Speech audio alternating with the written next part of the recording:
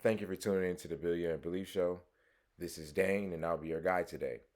Our topic is going to be navigating the transition from student to CEO using the three-step Beyond Aspiration roadmap. Let's go ahead and dive on in. So I came across some interesting stats today. I was looking at a old Forbes article from 2014, and the stats read 61% of high school students and 43% of college students said they would rather be an entrepreneur than an employee when they graduate from college. This automatically stuck out to me in light of a recent train of thought I've been in regards to the importance of self development in regards to informal and non formal education. But when it comes to high school and college students, as well as working adults, aspiring entrepreneurs, considering starting a business, getting into entrepreneurship, there's definitely a transition that must take place, and that transition basically boils down going from student to CEO.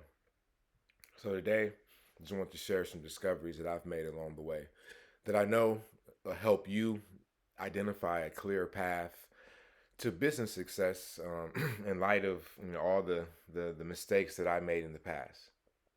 So without further ado, let's go ahead and dive on in. So the first thing is understanding a universal problem that many of you will have, and that problem will be, in a sense, not having a clear path to business success. Now, business success obviously being a business that you love showing up to, that serves a customer that you like to work with, and you're profitable.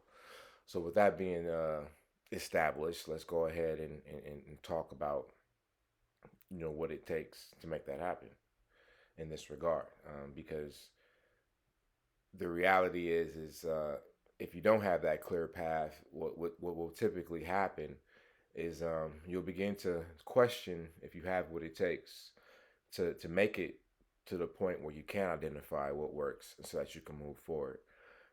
Now, the secret, quote unquote, is just developing your knowledge and skills in regards to entrepreneurship and the many of the other subcategories that you're going to have to learn about. But in this case, so we're just going to keep it on the surface level and just kind of give you just an introduction in a sense to what's to come. So in order to talk about what's to come, knowing what the interest is, knowing what the problem is, we gotta now have a plan in a sense. And the reality of the situation is there's no reason to try to reinvent the wheel here. There are simple frameworks that top performing business owners have used that all of us can emulate, but we just have to know what they are.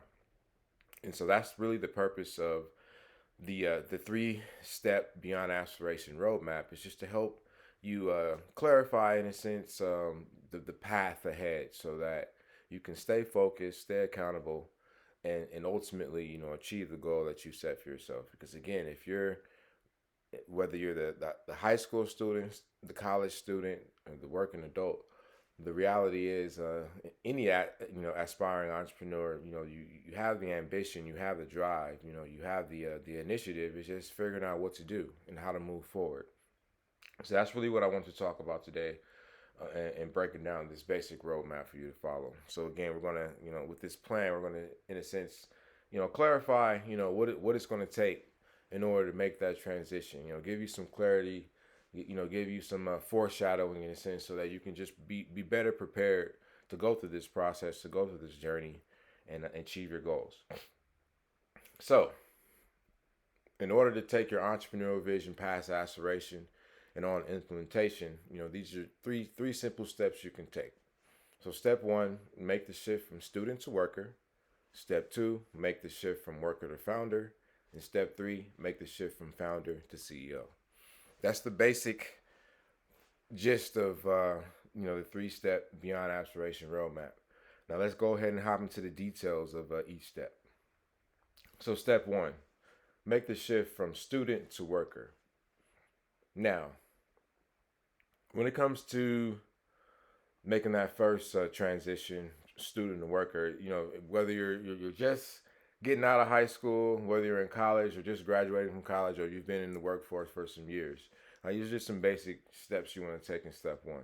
So you want to learn how to level up your earning ability, and that just boils down to you understanding how value is created, understanding, the steps that you can operate at from the bottom all the way up to the top, so that you can have clarity as to what actually you need to be doing, as well as the training and development you need to get there.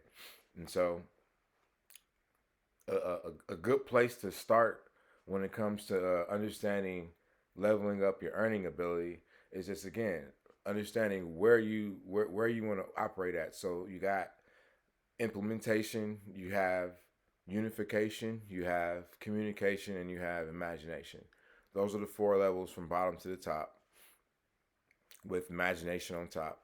And understanding that just is going to help you it's going to help you realize exactly, what you can, in a sense, the level in which you want to solve problems at, because that's really the big picture here.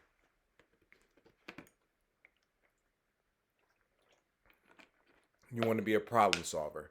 You want to be someone who can help people change their lives in a manner in which is going to make things a lot, better for them. And the best way to do that is as an an imagineer. So imagination as well as communication. So using your voice to use words that bring value to others. And once you get better at those two, the more you learn and the more of a mastery level you get, the better you'll be at leveling up your earning ability. Always being able to give yourself a pay raise, in a sense. So there's a good place to start there. A gentleman by the name of Myron Golden. Go look his name up. You can go ahead and get a little bit more details on, how to create value, or how to level up your value, in a sense. But that's the first step. You want to learn how to level up your earning ability. The next step for step one is learn how to lead like an executive. Obviously, leadership is going to be important, people skills.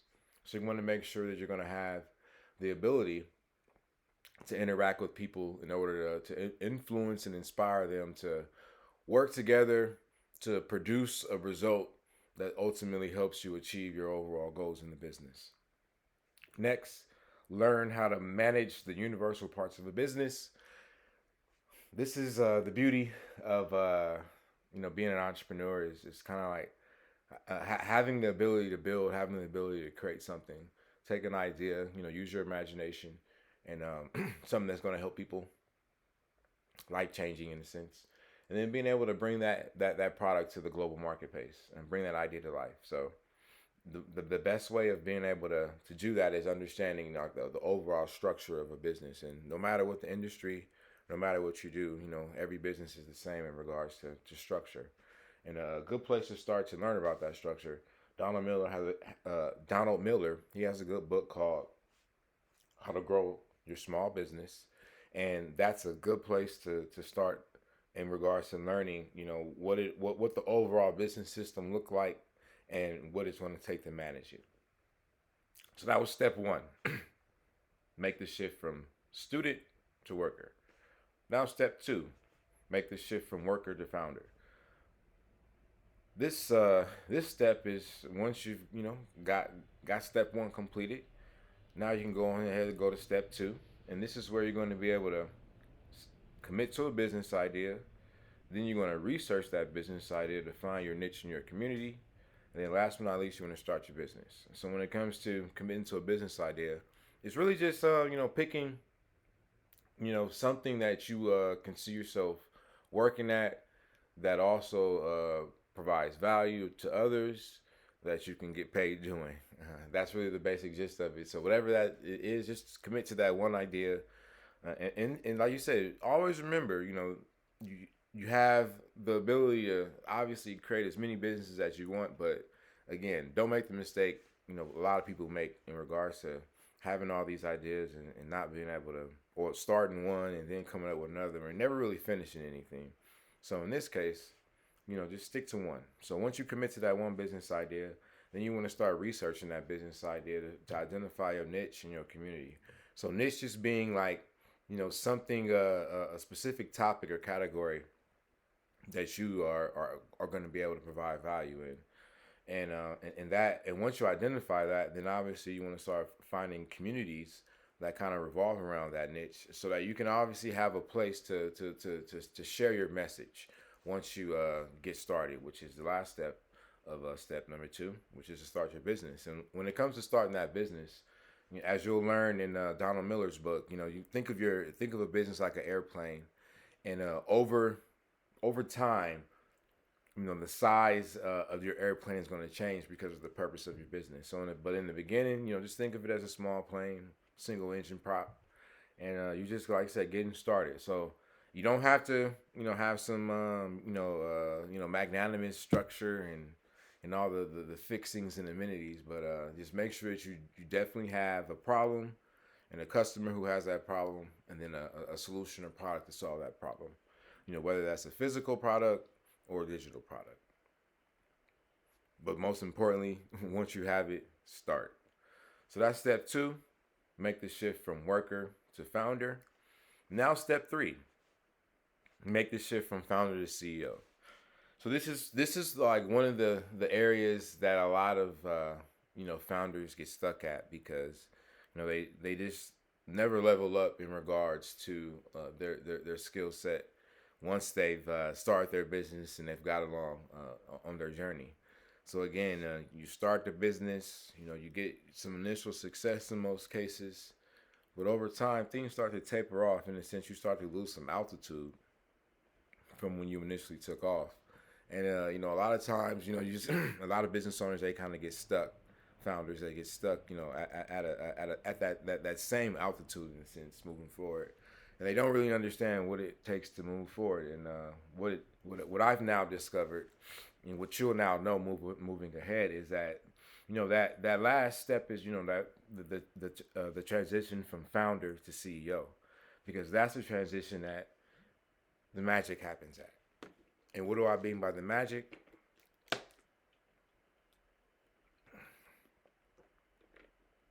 By magic, I mean, this is where most people that most quote unquote gurus start at, which is where, we talk about business growth, professionalization, and then working above the business.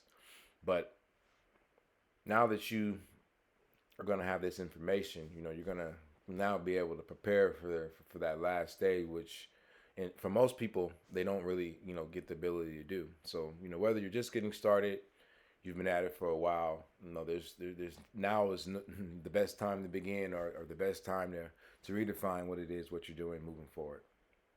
So again, step three, make the shift from founder to CEO. That first part is you're going to have to learn how to professionalize your operation, because again, once you get started, of course, it's just you, and you can pretty much get away with not having any policies and procedures and systems in place.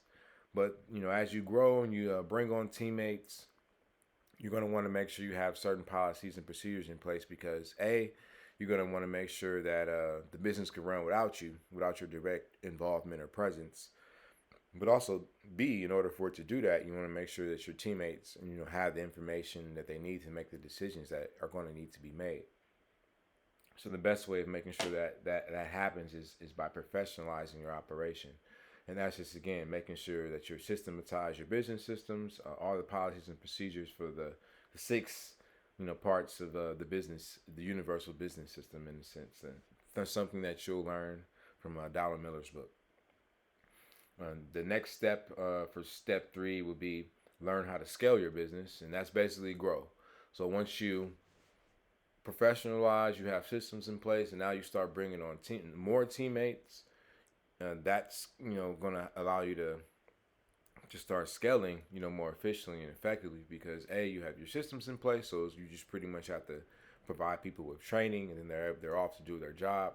But also too, you want to make sure that you're being efficient and effective in regards to the overall operation of the business, so that you're just not wasting money. Because your first couple of hires, you want to make sure are going to have a direct impact on the revenue generation.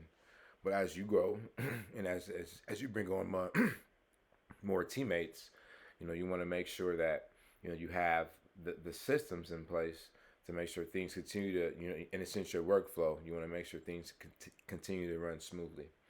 So again, that'll be scaling, making sure the business grows by adding on new teammates, which is going to help you generate more revenue with the ultimate goal of producing more profit. Last but not least, learn how to work above your business. So this is like probably one of the biggest discoveries I made, over my years in the game in regards to developing business and entrepreneurship and getting business after business after business, trying to start that and kind of taking some of the steps I've told you not to take, in a sense. So I've been there, done that. So you guys don't have to do that. So me as your guide, as well as providing you with the experts you can go ahead and tap into to be able to not have to make the mistakes I did. Now you kind of have, like I said, that foreshadowing, because now you know the steps, all three transitions that you're going to need to make to go from student to CEO.